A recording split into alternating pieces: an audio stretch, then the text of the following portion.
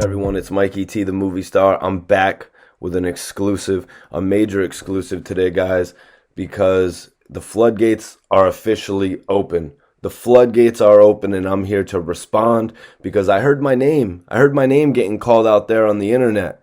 And you know, for the last 6 months, the last year, actually, a little bit over a year, I've been keeping quiet. I've been keeping quiet because I've been trying to keep it cordial with a lot of the other bloggers out there. You know, my homie Bangum Smurf had a relationship with Queen's Flip. He was supposed to get me an interview on Queen's Flip's show. I wanted to keep it cordial there. One day on the internet, I'm logging on and I see Gully TV talking all types of righteous bullshit about OBH.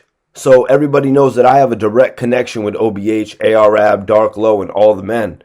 And, you know, so I wanted to get on there and jump on the live and talk to him, but he was all like, yo, no, Mikey T, jumping off the live. So we're not going to talk about how much of a connection that you have with OBH, when it looked like Gully really had little to no connection with OBH. And that's what we're going to talk about in this video, guys.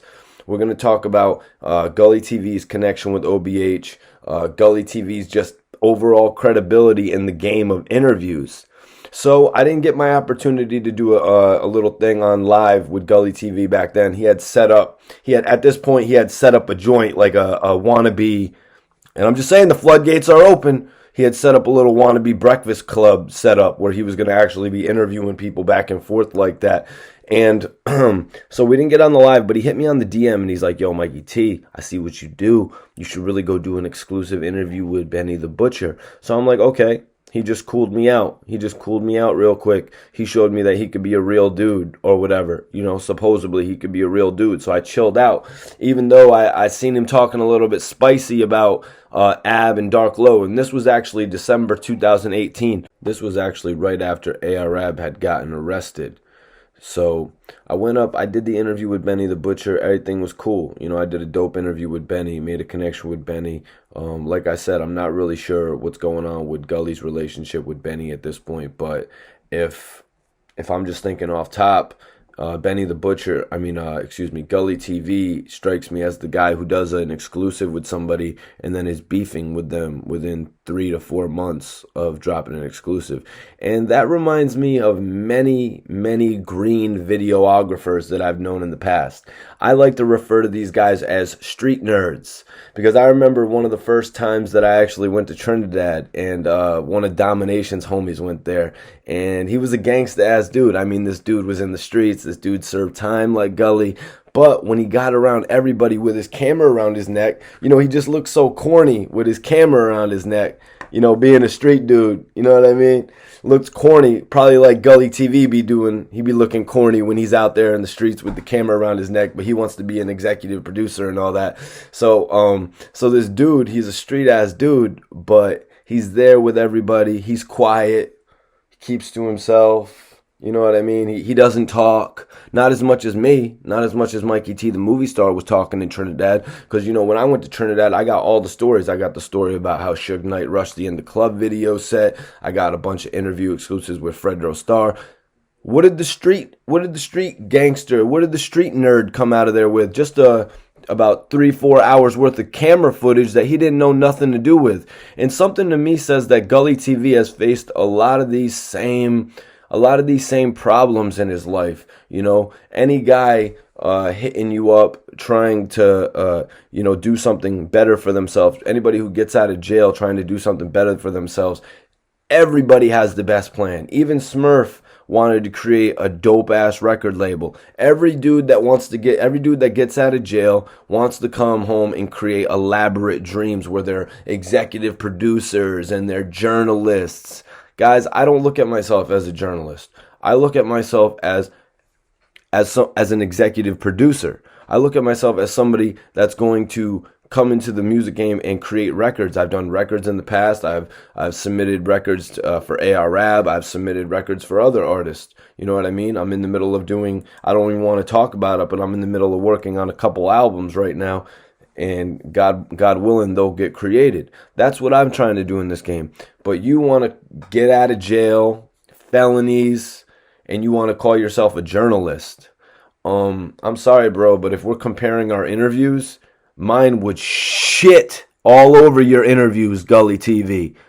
I got Rick Ross. I got Lil Wayne. I got DJ Khaled. I got French Montana. I got Max B. I got AR Rab interviews. I got Dark Low interviews. When you went and hung out with Dark Low, I'm sorry to say, but you probably were like the street nerd. Hanging out in Philly because you're from Pittsburgh, I guess. That's where you told me I had to come to do an interview with you. 5 hours away in Pittsburgh. Ain't nobody driving to Pittsburgh unless it's a link up with Wiz.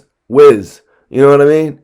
Ain't nobody doing that unless it's to like link up with somebody like Wiz, bro. Like, so anyway, no disrespect, no disrespect to your platform, but you threw shade at my platform.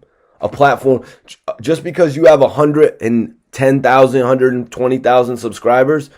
If anybody wants to take a look at my real history, I've really been involved in this game shooting interviews since 2008. I've really been involved in this, doing it since then, before anybody really cared about the YouTube monetization. And since 2015, I got back on my monetization. I'm up to 50,000 subscribers. We're heading towards 50,000 subscribers. I'm doubling back on you, bruh. I'm doubling back on you. Why? Because I produce real content. I produced real interviews. You can go watch a couple of my interviews on my channel right now if you want to and get a couple of ideas of what you want to do. You know what I'm saying? But this is just the first blow that I'm sending at Gully TV because he just opened the floodgates, you guys. I'm watching an interview with Gully TV, right? We're watching an exclusive interview. He got Leak Moss on the channel. I don't even understand why Leak Moss came on Gully TV's channel, to be 100% honest with you. Gully TV, Leak Moss is better served on my channel. Leak Moss is better served on my channel. So Leak Moss actually went and did an interview with Gully TV, an interview that lasted about an hour. And what did it do for anybody? Within about 10 days, Gully TV was beefing with Leak Moss. Now you got Gully TV going all over his Instagram account trying to throw shade at Leak Moss. But you know what it really is? I saw it in one of the tweets. Gully said, oh, now you got a new project out and you don't even want to come on my platform. Yo, first of all, Leak can come on my platform to talk about the project. Well, he'll actually get the chance to talk about the project. And second of all, Leak doesn't want to go on your platform to talk about the project, my dude. You messed that whole opportunity up. It's you that wants Leak to come on your platform and talk about the project. Why? Because your content is dry. Your content is dry right now. So doing things like ruining a relationship with Leak Moss, that cost you. That cost you because he was an artist that actually gave your platform genuine credibility. Because without a guy like Leak Moss, your platform is just all old, washed up gangsters. But with Leak Moss, it was a gangster that had a past history that was actually going to come out with music. So it actually would have made your platform make sense to when you go back and you interview some of the best legends that you've had on the show, like Haitian Jack, like how you got that new guy who did the whole thing with Maino. You know what I'm saying?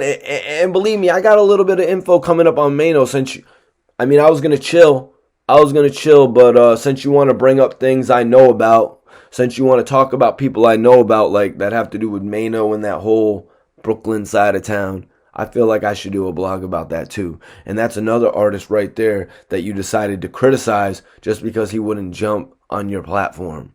You know what, Gully, you really got to get it all together because you're doing this interview with Leak Moss. It's your platform. It's your time, it's your shine, and the man tells you that Dark Low would beat you up in your own interview. That's right, guys. This is the exclusive here. Leak Moss, in the interview with Gully TV, told him that Dark Low would actually beat him up. So anybody out there questioning, oh, Leak Moss didn't write Dark Low in his free post on Instagram. Leak Moss actually went on Gully TV's interview after Gully TV dissed Dark Low and told Gully TV, I think Dark Low would beat you up. I mean, come on now. Gully TV wants to call the gangster credibility of Dark Low into question. Bro, were you in jail? Did you miss it? Dark Low became a major star on the Philly hip-hop scene. Artists were paying Dark Low $1,000+ a feature. Producers were paying Dark Low to rap on their tracks. Artists were paying, directors were paying. Dark Low was a sought-after artist in Philadelphia. What are you talking about, Gully? Dark Low, of course he had to abandon his street roots. He wasn't the same man. We're going to tap into this later, guys. But he wasn't the same man he was when A.R.Rab was the front runner and he was there protecting him. You know what I'm saying? When he was there in the back of the video, in the closet, holding the joint with the extendo clip. He wasn't that same man anymore, Gull. He wasn't the same man anymore, my dude. He wasn't that same guy. Did you miss it while you were locked up when he actually took off and became the second dopest artist on OBH? I think you missed that. I think you might have missed that. And now, the only OBH member that is out, Leak Moss, you ruined your opportunity to build with him. Why? Some petty ass shit. It couldn't have been nothing more than some petty ass BS. That's all it could have been. Some petty ass BS. And you know what? You didn't even strike no hits from it. You could have told some real history with Leak Moss that really would have defined your channel. It really would have connected the dots of your channel. Because otherwise, what's your channel leading to?